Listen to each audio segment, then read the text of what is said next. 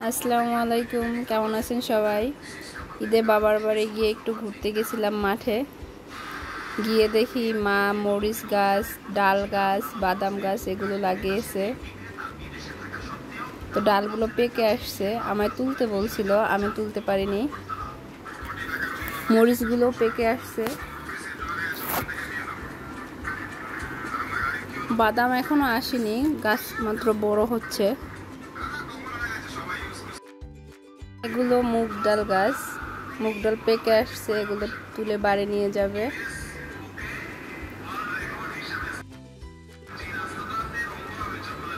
আমাদের একটা নতুন গাছে আম আসছে।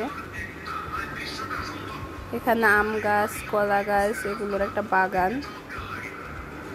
কলা গাছে ফুল ধরছে, কলা আসছে। আমার আম্মু ছোট ছোট পায়ে হাঁটাহাঁটি করতেছে। মা সবজি বাগান করছিল। ভিডিওটা কেমন লাগলো সবাই জানাবেন। সবাই ভালো থাকবেন। আল্লাহ হাফেজ।